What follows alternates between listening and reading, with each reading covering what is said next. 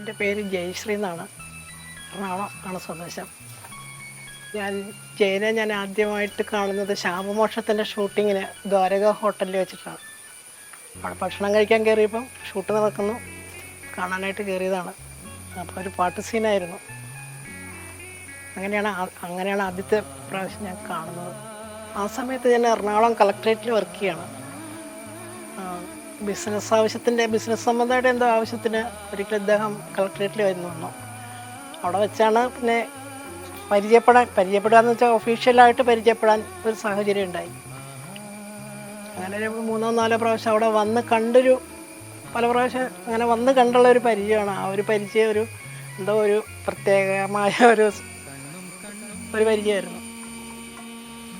സിനിമയായിട്ട് അപ്പോൾ എനിക്ക് ആദ്യത്തെ പ്രാവശ്യം ഇങ്ങനെ കണ്ടു കഴിഞ്ഞപ്പോൾ എന്താ ഒരു പരിചയം ഉണ്ടല്ലോ, ആരാണ് ഇങ്ങനെ ചോദിച്ചു കഴിഞ്ഞപ്പോൾ പറഞ്ഞു ഇങ്ങനെ ആരാന്നാണ് തോന്നണത്, എവിടെ വെച്ചാണ് കണ്ടതെന്ന് എന്നോട് ഇങ്ങോട്ട് ചോദിച്ചു. പിന്നെ എനിക്കൊരു സംശയം തോന്നി. ഞാൻ പറഞ്ഞു ഇങ്ങനെ ദ്വാരക ഹോട്ടലിലൊരു ഷൂട്ട് കണ്ടപ്പം അതിനകത്ത് പാട്ടിൻ്റെ സീനിൽ കണ്ട ഒരു മുഖം എനിക്ക് ഓർമ്മ വന്നതാണ്. എന്നാൽ അത് തന്നെയാണ് അങ്ങനെ പറഞ്ഞു. പിന്നെ ഇഷ്ടപ്പെട്ടോന്ന് ചോദിച്ചു. നല്ലതായിരുന്നു, നന്നായിരുന്നു പറഞ്ഞു. അങ്ങനെ 2-3-4 പ്രാവശ്യം ഓഫീസിൽ ഇങ്ങനെ വന്ന് സംസാരിച്ച്. അന്ന് സിനിമയിലേക്ക് വന്നിട്ടില്ല. അന്ന് ആദ്യത്തെ ആ ഒരു സീൻ മാത്രം സിനിമയിൽ വന്നിട്ടേ ഇല്ല. അപ്പം എന്നോട് ചോദിച്ചു നല്ലതായിട്ടാണോ തോന്നിയത്, നല്ലതായിട്ട് തന്നെയാണ് തോന്നിയത്. അപ്പോൾ എൻ്റെ കൂടെ സഹപ്രവർത്തകരൊക്കെ അപ്പോൾ അവരൊക്കെ പറഞ്ഞു ഇവിടെ വന്ന് എപ്പോഴും ഇങ്ങനെ പറഞ്ഞു 2-3 പ്രാവശ്യം ഇങ്ങനെ പറഞ്ഞിട്ടുണ്ടെങ്കിൽ സീന് കണ്ടിട്ട് നല്ല രസമുണ്ടായിരുന്നു എന്ന് പറഞ്ഞു.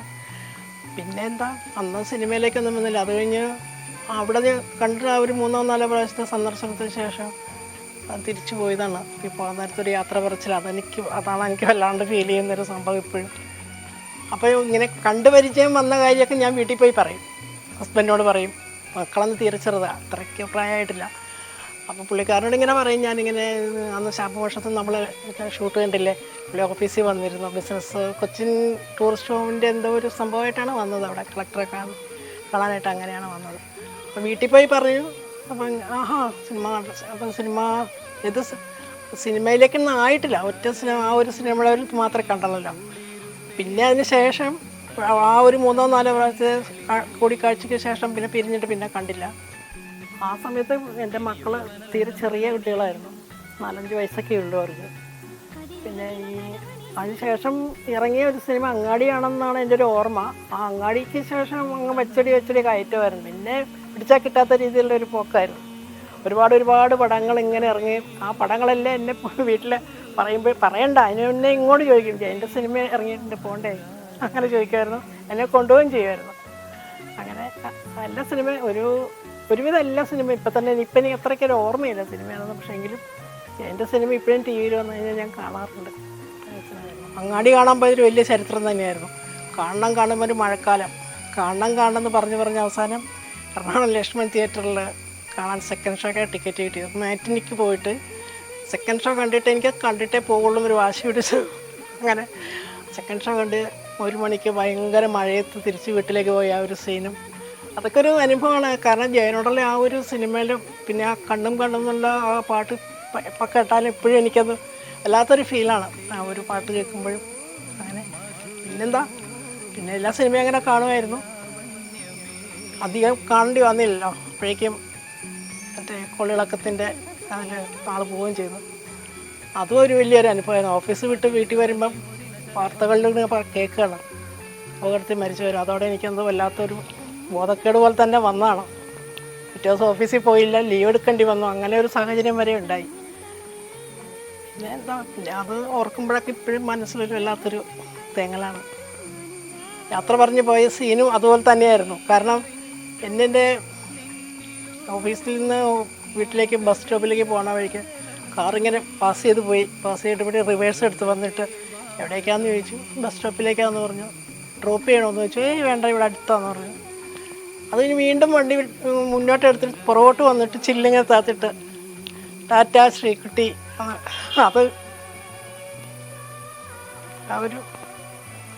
അതൊരു വലിയൊരു ഫീലായി. പിന്നെ ആ ഒരു അങ്ങനെ തന്നെ ആരും വിളിച്ചിട്ടില്ല. കൊച്ചുപ്രായത്തിൽ എൻ്റെ വീട്ടിലെ ഉപ്പുപ്പിൻ്റെ മുമ്പ് വിളിച്ചെന്നൊരു പേരായിരുന്നു. അങ്ങനെ വിളിച്ച് അങ്ങനെ യാത്ര പറഞ്ഞു പോയി. അതാണ് അവസാനം കണ്ടത്. പിന്നെ കാണേണ്ടി വന്ന അന്ന് ഈ ഫോണിൻ്റെ ഇന്നത്തെ പോലുള്ള സംവിധാനങ്ങൾ സൗകര്യങ്ങളൊന്നും ഇല്ലല്ലോ. പിന്നെ അങ്ങനെ അത്രയേ ഉള്ളൂ. പിന്നെ ഇപ്പോഴും ആ ഒരു ജയൻ എന്ന് പറയുന്ന മഹാനടൻ തന്നെ പറയാം, എല്ലാവരും പറയും പോലെ എനിക്ക് ആ ഒരു മറക്കാൻ പറ്റണില്ല ഇപ്പോഴും. പിന്നെ മക്കളൊക്കെ വലുതായി വന്ന് ജയൻ്റെ സിനിമകൾ വരികയും കാണുകയൊക്കെ ചെയ്യുമ്പം അറിയാം അവരും കളിയാക്കാൻ തുടങ്ങി. പ്രണയം എന്ന് പറയാൻ പറ്റില്ല, ഒരു കുഞ്ഞിഷ്ടം അത്രയേ ഉള്ളൂ. അതിങ്ങനെ എന്താ പറയുക, റാണി ചന്ദ്ര എന്നൊരു നടിയുണ്ടായിരുന്നു ആ ഒരു സീനിൽ, പുള്ളിക്കാരത്തി ഫസ്റ്റ് മൂവി ആ പാട്ടിൻ്റെ സീനിൽ. അപ്പം ആ പുള്ളിക്കാരത്തി വീണ വായിക്കണു, ഷീല, ഉമ്മർ, ജോസ് പ്രകാശൊക്കെ അവിടെ ഉണ്ട്. അപ്പോൾ ഞാൻ വന്നു കഴിഞ്ഞ് ആദ്യത്തെ ദിവസം ഇങ്ങനെ കണ്ട് ഒന്നും വേണ്ടിയില്ല, ആദ്യത്തെ ദിവസം വെറുതെ ജസ്റ്റ് പരിചയപ്പെട്ടുള്ളൂ. അത് കഴിഞ്ഞിട്ട് എന്നോടിങ്ങനെ ഒരു കാര്യം പറഞ്ഞിട്ടുണ്ട്, വേറെ സംസാരത്തിൽ ഇഷ്ടം എന്നുള്ള രീതിയിൽ പറഞ്ഞ ഒറ്റ കാര്യമുള്ളൂ, നിങ്ങളെ കണ്ണുകൾ എനിക്ക് ഭയങ്കര ഇഷ്ടമായി. റാണി ചന്ദ്ര അന്ന് ഓർക്കുന്നുണ്ടോ വീണ വായിച്ചത്? അവരുടെ ഒരു ചെറിയ കട്ടും അവരുടെ ആ കണ്ണുകളും, അതാണ് പെട്ടെന്ന് എനിക്ക് കണ്ടപ്പോൾ ഒരു ആകർഷണം തോന്നിയത്. കണ്ണുകളാണ് ഇഷ്ടപ്പെട്ടത്. അങ്ങനെയാണ്, അതാണ് ഒരു ഇഷ്ടം എന്നുള്ള രീതിയിൽ തന്നെ അത്ര മാത്രമേ പറഞ്ഞിട്ടുള്ളൂ, അല്ലാണ്ട് അവിടെ ഒരു പ്രണയമോ അങ്ങനെയൊന്നുമില്ല. അത് കേൾക്കുമ്പോൾ അന്നത്തെ ഒരു പ്രായം, എൻ്റെ പ്രായം ചെറിയ പ്രായമാണ്, 25 വയസ്സുള്ള സമയത്ത് കേൾക്കുമ്പോൾ അതും അങ്ങനെ ഒരാൾ പറഞ്ഞു കേട്ടപ്പോൾ ഒരു വല്ലാത്തൊരു ഫീൽ. അതെ അല്ലാതെ ഞങ്ങൾ തനിച്ച് കണ്ടിട്ടില്ല. തനിച്ച് കണ്ടത് ആ യാത്ര പറഞ്ഞു പോകുമ്പോൾ റോഡിൽ വെച്ച് കണ്ടതാണ്. ഞാൻ കാണുന്ന ജയൻ ഒരു ബിസിനസ്സുകാരൻ ജയൻ, കൃഷ്ണൻ നായർ. എൻ്റെ മനസ്സിലന്ന് പേര് എനിക്ക് അറിഞ്ഞൂടാ, ഇങ്ങനൊരു പേരേ ഉള്ളതായിട്ട് എനിക്ക് അറിഞ്ഞൂടാ. കൃഷ്ണൻ നായർ, കൊല്ലത്തുള്ള കൃഷ്ണൻ നായർ ബിസിനസ്സുകാരൻ. പിന്നെയാണ് പേര് വന്നതും ജയൻ എന്നുള്ള പേരിലേക്ക് പടം വന്നു കഴിഞ്ഞപ്പോഴാണ് ഞാൻ അറിയുന്നത്. പിന്നെ കളക്ട്രേറ്റിൽ അടുത്തിരുന്ന് വർക്ക് ചെയ്തവർക്കൊക്കെ ഈ ഒരു കുഞ്ഞിഷ്ടം അറിയുകയും ചെയ്യായിരുന്നു. ചോദിക്കും, ജയൻ്റെ പടം വന്നിട്ട് പോണില്ലേ, കാണില്ലേ, അങ്ങനെയൊക്കെ. അതാണ് അങ്ങനെ അത്രയ്ക്കുള്ള ആ ഒരു രീതിയിലുള്ള ഒരു അടുപ്പമായിരുന്നു. പക്ഷെ അതൊരു വല്ലാത്തൊരു അടുപ്പം തന്നെയാണ്. ഈ ജയൻ്റെ സിനിമ വരുമ്പോഴൊക്കെ ഇങ്ങനെ നിർബന്ധിച്ചിട്ട് കാണണം പോകണം എന്ന് പറയുമ്പോൾ എൻ്റെയും പിള്ളേരെ ഇട്ടിട്ട് സിനിമാക്കാരൻ്റെ കൂടെ പോവും, അങ്ങനെ തമാശയായിട്ട് ചോദിക്കുമായിരുന്നു. അത്രയേ ഉള്ളൂ. പക്ഷെ പുള്ളിക്കറിയാം, അത് എന്നെ അറിയാമല്ലോ, എൻ്റെ സ്വഭാവം അറിയാം. അപ്പോൾ അതുകൊണ്ട് ഈ ഒരു ഇഷ്ടം ഒരു ആരാധനയോടുള്ളൊരു ഇഷ്ടമാണ്. അപ്പോൾ ഒരു കളിയാക്കലൊക്കെ ഉണ്ടായിരുന്നു. തീർച്ചയായിട്ടും അത് ഞാൻ പ്രതീക്ഷിക്കാത്തൊരു പേരെന്നെ വിളിച്ച് വിളിക്കും. പിന്നെ ആ ഒരു യാത്ര പറയലിൽ എന്തോ ഒരു പോട്ടെ ഇങ്ങനെ കാണിച്ചു കഴിഞ്ഞപ്പോൾ പോകണോ, അങ്ങനെ പോവാണോ ചോദിക്കാൻ തോന്നിയ പോലെ ഒരു മരണ വാർത്ത അറിയുമ്പോൾ ഞാൻ ഓഫീസിൽ നിന്ന് വീട്ടിൽ വരും. 6 മണിയോടുകൂടി ഞാൻ വീട്ടിൽ വന്നു കഴിഞ്ഞപ്പം ആദ്യമൊക്കെ ഈ പ്രാദേശിക വാർത്തകൾ കേൾക്കുന്നൊരു സംഭവമുണ്ട്. അങ്ങനെ ഞാൻ വരുമ്പോൾ തന്നെ ഓണാണ്, അന്ന് TV ഒന്നുമില്ല, റേഡിയോ ഓണാണ്. ആ വാർത്ത ഞാൻ വന്ന ഉടനെ എൻ്റെ ഹസ്ബൻഡ് ബാലേട്ടനെ വിളിക്കുന്നു. പുള്ളിക്കാരൻ റേഡിയോ ഓഫ് ചെയ്തു. അതെന്താ വാർത്ത തീരണതിന് മുമ്പ് ഓഫ് ചെയ്തേന്ന് ഞാൻ ചിരിച്ചുകൊണ്ട് തന്നെ ചോദിച്ചു, ബാഗോടെ വെച്ച്. അല്ല ഒന്നുമില്ല. ഞാൻ എന്നിട്ട് റേഡിയോ ഓൺ ആക്കാൻ പോയപ്പോൾ വാർത്തയൊന്നുമില്ല, കഴിഞ്ഞോ, അതെന്താ അങ്ങനെ? പിന്നെ ഞാൻ എടുത്ത് ചോദിച്ചു. അങ്ങനത്തല്ല, ഒരു വാർത്ത വന്നിട്ടുണ്ട്, അത് കേൾക്കുമ്പോൾ നിനക്ക് ബുദ്ധിമുട്ടാകും, അതുകൊണ്ടാണ് എന്താന്ന്. അപ്പോഴാണ് പറഞ്ഞിങ്ങനെ ഇങ്ങനെ തന്നെയാണ് പറഞ്ഞത്, നിൻ്റെ നടൻ അപകടത്തിൽ അപകടത്തിൽപ്പെട്ട് മാത്രമേ പറഞ്ഞുള്ളൂ, മരിച്ച കാര്യം പറഞ്ഞില്ല. ആണോ? ഞാൻ ചുമ്മാ ചോദിച്ചു. ചുമ്മാ പറയുമല്ലേ, തമാശയല്ലേ എന്ന് വെച്ചാൽ അല്ല, കാര്യമായിട്ട് പറയാമെന്ന്. പിന്നെ റേഡിയോ വീണ്ടും അടുത്ത വാർത്ത വയ്ക്കാൻ ഞാനിങ്ങ് നോക്കിയിരിക്കുക. അയ്യോ എന്ത് വെക്കാനാന്ന് പുള്ളിക്കാരൻ ചോദിക്കുന്നുണ്ട്.